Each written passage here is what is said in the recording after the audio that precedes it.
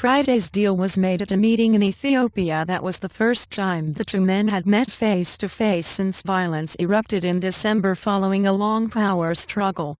Kiir and Machar, both Christians, shook hands and prayed together. And the men agreed that a transitional government offered the best chance to take the country towards elections next year, though there was no immediate decision on who would be part of an interim administration. And, now that we have come to our senses, dialogue is the only answer to whatever problem we had, Kiir said after a signing ceremony in Addis Ababa's presidential palace. We will continue to move in the right direction. And the truce will take effect within 24 hours, and both sides agreed to disengage their forces and refrain from any provocative actions, said Seyoum Mesfin, lead mediator from the regional IGAD grouping. And today's agreement to immediately stop the fighting in South Sudan and to negotiate a transitional government could mark a breakthrough for the future of South Sudan, U.S. Secretary of State John Kerry said in a statement. And a previous ceasefire accord struck in January swiftly fell apart, with each side blaming the other for fighting that has exacerbated deep-rooted tensions between Kiir's ethnic Dinka community and Machar's inner group. And Western powers had demanded a new deal. Kerry and UN Secretary-General Ban Ki-moon had both visited the Texas-sized country in the past week, part of a diplomatic push by regional and world leaders still haunted by Rwanda's 1994 genocide. And I saw with my own eyes last week the stakes and the struggles in a new nation we helped courageous people create. The people of South Sudan have suffered too much for far too long, Kerry added in Friday's statement.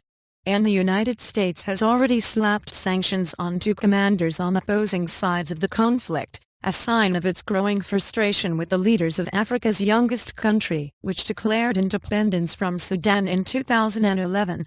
And cranking up the pressure ahead of the Friday's meeting, the European Union also threatened sanctions against anyone blocking the peace effort.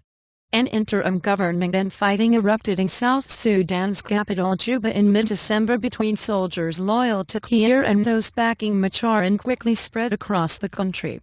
And Kiir's government at the time accused Machar of treason, a charge again denied by the rebel leader, who on Friday swapped his military fatigues for a dapper suit. And thousands of people have been killed and more than 1 million forced from their homes. Troops on both sides have committed murder, rape and other sexual abuses, a UN report said.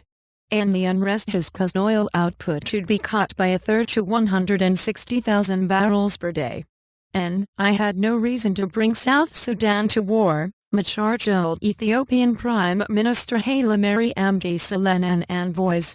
And Kiir and Machar have been locked in a long-running power struggle that intensified after the president sacked Machar as his deputy in July.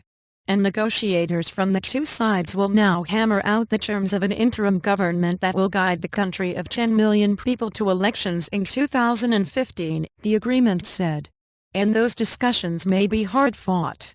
Machar told Reuters in January that Kiir had lost the people's trust and should resign, a demand some in his camp were still making earlier on Friday.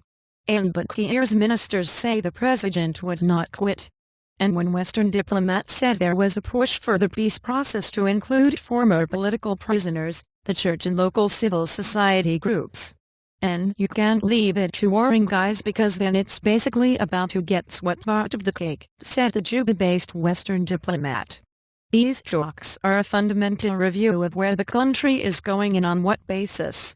And additional reporting by Drazen Georgic in Juba and Sandra Mailer in Washington. Writing by Richard Lau, editing by Mohammed Zul.